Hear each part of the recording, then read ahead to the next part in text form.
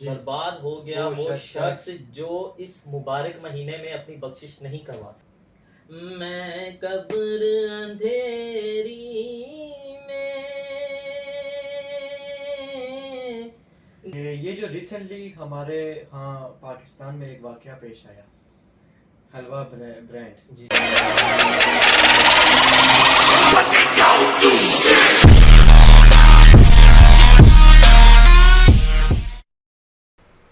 रमज़ान के महीने का एहसान उठा के देख, मिलता है क्या नमाज में, सजदे में जाके देख। सुभान अल्लाह सुभान अल्लाह। अस्सलाम वालेकुम व्यूअर्स, मैं दूसरा अपना पहाड़ी जंगल फैसल फारूक और आप देख रहे हैं हमारा यूट्यूब चैनल फ्री पॉडकास्ट। और आज के पॉडकास्ट में हमें ज्वाइन किया है फादिल हसन ने।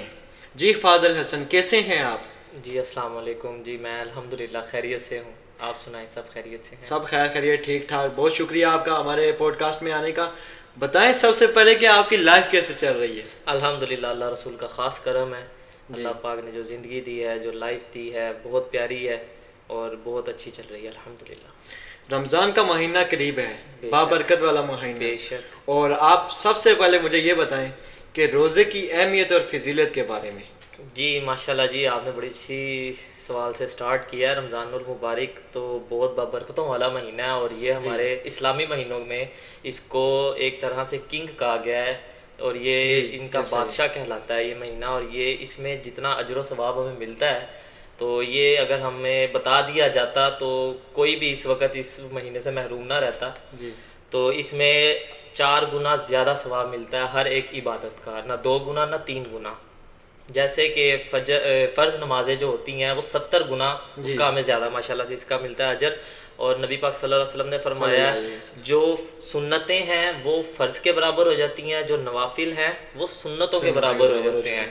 और इसमें हमें जी जान से मेहनत करके दिल के साथ खुश दिली के साथ ना हमें इबादत करनी चाहिए। इसकी बहुत फजीलत है और बहुत सी अहादीस मुबारक इसमें बहुत सी बुक्स में आई हैं। जैसे कि बुखारी शरीफ और तिरमिज़ी में कुछ अहादीस मैंने नोट की थी। वो ये है कि नबी पाक सल्लल्लाहु अलैहि वसल्लम ने फरमाया कि बर्बाद हो वो शख्स, बर्बाद हो गया वो शख्स जो इस मुबारक महीने में अपनी बख्शिश नहीं करवा सका।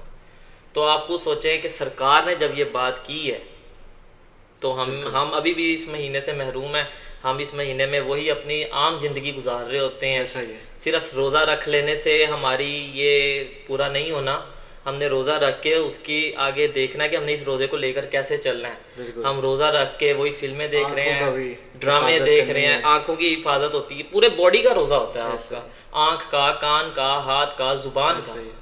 तो लिहाजा हम इस चीज़ पर कोई गौर व फिक्र करते ही नहीं है। हम सिर्फ अपनी आम ज़िंदगी जैसे गुजार रहे हैं। आजकल की जनरेशन को ये इस चीज़ को सोचना चाहिए कि वो किस चीज़ के ऊपर ज़्यादा गौर व फिक्र करती है। जी। तो कोविड के दिनों में मैं आपको बता दूं कि मैंने बहुत इस चीज़ को नोटिस किया कि कर्फ्यू लगा हुआ था, बाहर आप नहीं जा सकते थे। तो आवाम रोज़े रख के घरों में या तो सोई हुई है या तो वो एक सीज़न चल रहा था कोई अर्तुगरुल गाजी का, वो देख रही है। चले माना वो भी एक इस्लामी टॉपिक पे था, बिल्कुल, लेकिन उस सीज़न ने कुछ लोगों को राह रास्त पर ला दिया और कुछ ऐसे उन्हें ऐसा ख़राब किया और उनका रमज़ान का कोई फ़ायदा नहीं, क्योंकि नमाज जा रही है, कुरान की तिलावत जा रही है। रमज़ान शरीफ में हमें अल्लाह पाक ने नबी पाक सल्लल्लाहु अलैहि वसल्लम को और जितने अम्बिया थे उनको दुनिया में ही कितने तहाइफ दिए हैं। और जो रमज़ान शरीफ है इसमें हमें कुरान पाक मिला है, जिससे हम बहुत दूर हैं। कुरान पाक हम कब यूज़ करते हैं? जब हम यहाँ पर हमारे किसी की मैयत हुई हो। जी। कुरान पाक हम तब यूज़ करते हैं जब हमने कोई नई दुकान ओपन या घर बनाया तो हमने 4 मस्जिद से लड़के बुलवा के कुरान पाक पढ़ा दिया। कुरान पाक हम कस्में उठाने के लिए तो आम तौर पर यूज़ करते हैं। आप मुझे ये बताएं, हम जैसे बहुत से लोग कुरान की कसम ये खा लेते हैं, उन्हें कहें कि कुरान की कसम छोड़ अपनी माँ की कसम खा। कुरान अजीज़ है, माँ अजीज़ है, मेरे लिए तो कुरान अजीज़ है और हम सारे मुसलमानों के लिए कुरान सबसे पहले है। तो माँ की कसम के टाइम पे ये खामोश रहते हैं, लेकिन इस चीज़ों को मैं तो कहता हूँ कसम खानी नहीं चाहिए। और कुरान पाक तो हमने रखा हुआ है संभाल के बस एक साइड पे, बस उसको तो हम देखते भी नहीं है, मट्टी पड़ेगी साफ़ करके फिर वहीं रख दिया। रोज़े की अहमियत और फजीलत आपने बता दी। अब हमारे व्यूअर्स को इस बारे में बता दें, कई लोगों को पता होगा, कहीं को नहीं पता। जिनको नहीं पता उनके इल्म में इजाफा हो जाएगा कि रोज़ा किन चीज़ों से टूट जाता है, किन कामों से टूट जाता है, इसके हवाले से कोई रोशनी डालें इस पर। जी, रोज़ा ऐसे है कि कान, नाक, आँख और मुंह के ज़रिए किसी भी चीज़ का आपके हलक से नीचे उतरना, जी इससे रोज़ा टूट जाता है। आप आई ड्रॉप्स नहीं डाल, आँखों में जो है आई ड्रॉप्स वो नहीं डाल सकते हो, जी ठीक है। लेंस नहीं लगा सकते, अक्सर लोग लगा लेते हैं, लड़कियां ख़ास तौर पर लगाती हैं। दूसरा ये है कि कान में भी आप ड्रॉपर नहीं डाल सकते हो, क्योंकि कान में दवाई बंदा तभी डालता है जब उसको कोई प्रॉब्लम होती है, ऐसे कोई नहीं डालता। इंजेक्शन वगैरह के इंजेक्शन भी नहीं आप लगा सकते हैं, जी। क्योंकि आपकी बॉडी के अंदर कोई चीज़ जा रही है। लेकिन बहुत से उलमा और फुकाहा ऐसे हैं जिन्होंने इसको ओके किया हुआ है कि इंजेक्शन से रोज़ा नहीं टूटता। नाक से खून आ जाना, नहीं, ये नाक से खून आ जाना, बाहर आने का कोई जिक्र नहीं है जी कि आपकी बॉडी से कोई चीज़ बाहर आ रही है, जी। उसके बारे में नहीं है कि उससे रोज़ा टूटता है। क्योंकि इस तरीके से ये है कि नाक से जैसे खून आता है, हम यूरन भी करते हैं, पखाना भी करते हैं। हाँ, ये है कि अगर मुंह भर के उल्टी जैसे करते हैं, मुंह भर के भी ऐसे कि कुछ लोग कहते हैं कि हमें खट्टे डिकार आ गए या वो हल्का सा लुआब हमारा आ गया। अब वो लुआब अगर आपका आ गया तो वो आपने बाहर थूकना, उसको अंदर नहीं निगलना, उससे रोज़ा टूट जाएगा आपका, क्योंकि आपने वापस अंदर ले लिया।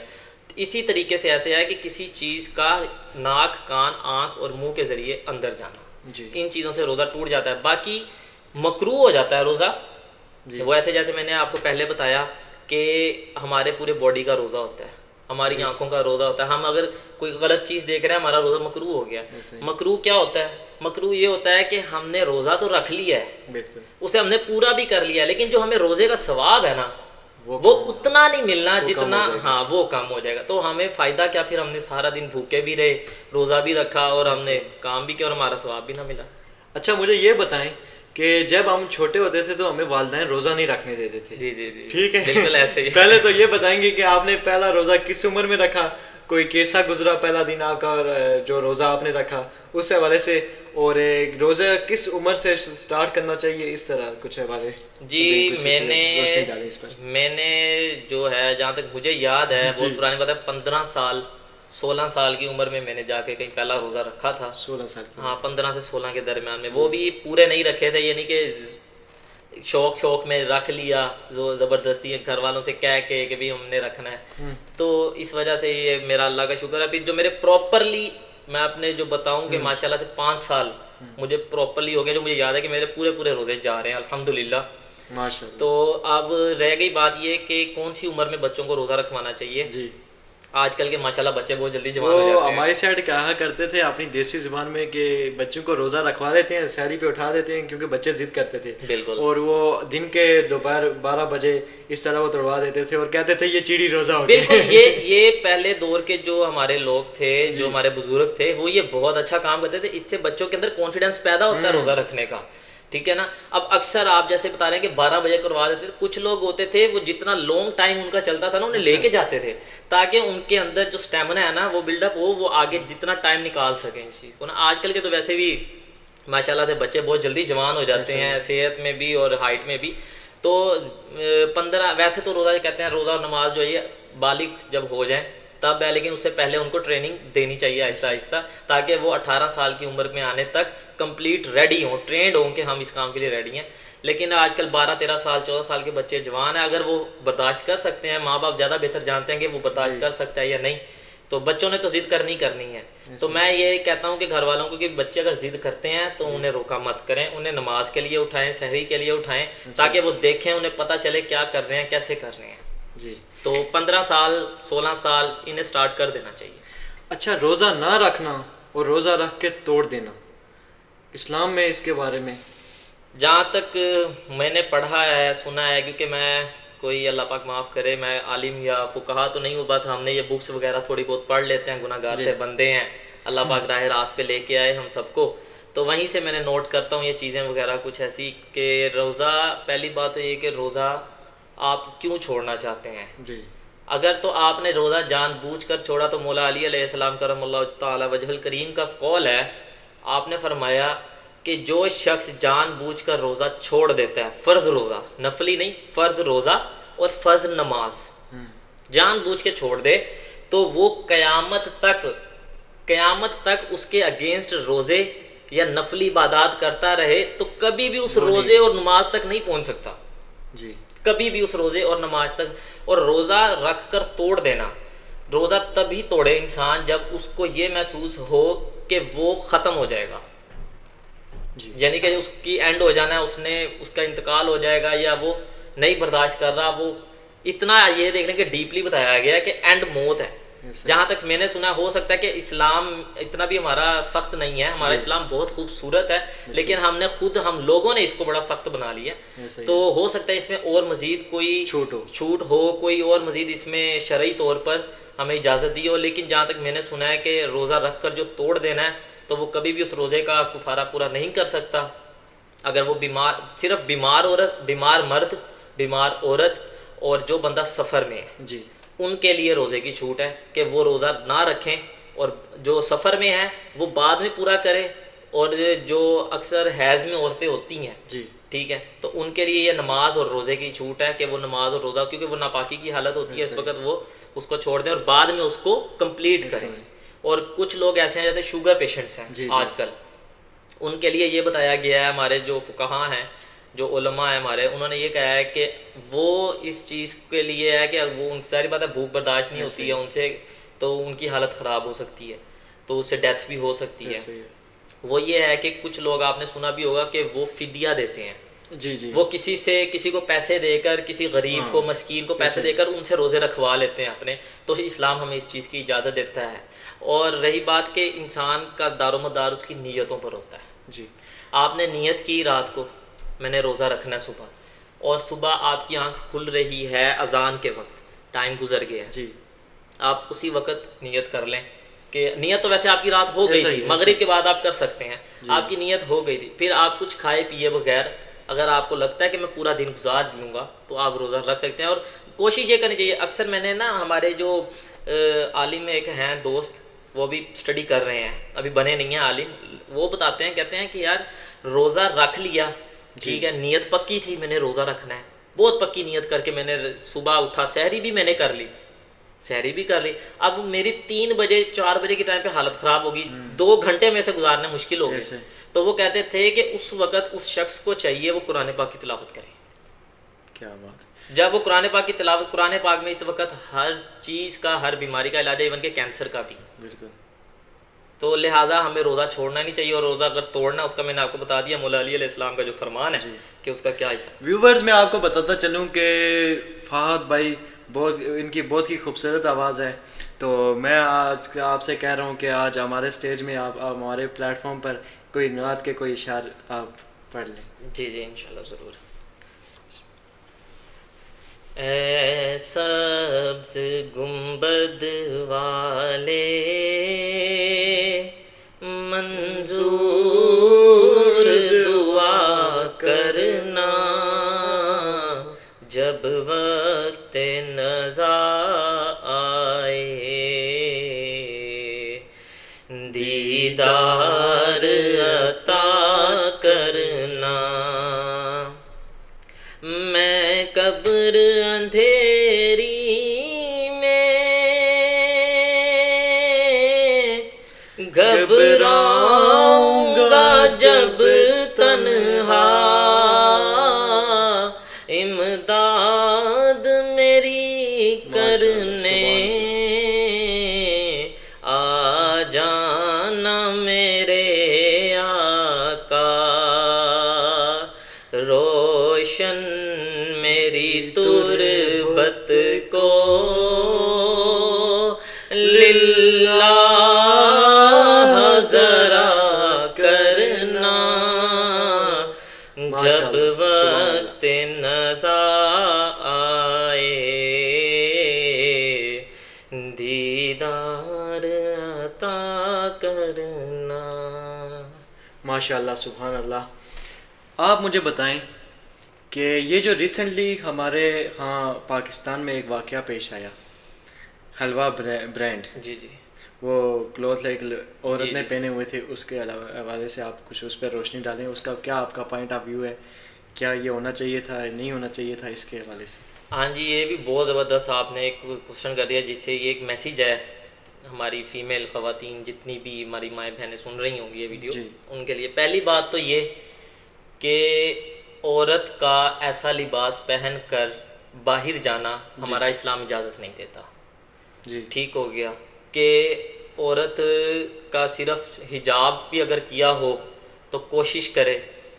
तो ये ब्रांड जो इन्होंने निकाला है, असल चीज़ें ये मेरे हिसाब से ये इनकी साजिश होती है। जी उन्होंने तो ब्रांड निकाल के चला दिया, ऐसा ही है। ठीक है, आपने देख लिया इसके, आप बेशक सारा कुछ देख कर लेकर आए हैं, ठीक है, उसके ऊपर जो भी अरेबिक में कुछ भी लिखा हुआ है, इस पर कोई हुकूमती इकदाम इस पर होने चाहिए या नहीं, इसको रोकने इस के पर लिए या... हुकूमत को एक्शन लेना चाहिए। जी और जो कि मुझे नज़र नहीं आता, क्योंकि आपको ज़्यादा पता है कि हमारी किस तरीके से यहाँ पे सारा कोई पैसा कमाने के चक्करों में है। ऐसे तो हुकूमत को इस चीज़ पर एक्शन ज़रूर लेना चाहिए। हमारे ख़ास तौर पर जो उलमा और फुकाहा हैं उन्हें चाहिए कि इस चीज़ पर एक्शन लें और हुकूमत के ऊपर बर्डन डालें।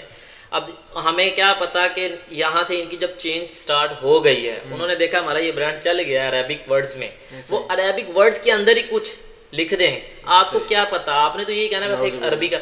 ये बेसिकली लिखा हुआ था हलवा, इसका मतलब है खूबसूरत, जी ठीक है। अब लोगों को नहीं पता, ऐसा ही है। कुछ लोग, अब हर कोई तो अरेबिक नहीं जानता, कोई कोई भी इतना इल्म नहीं जानता है।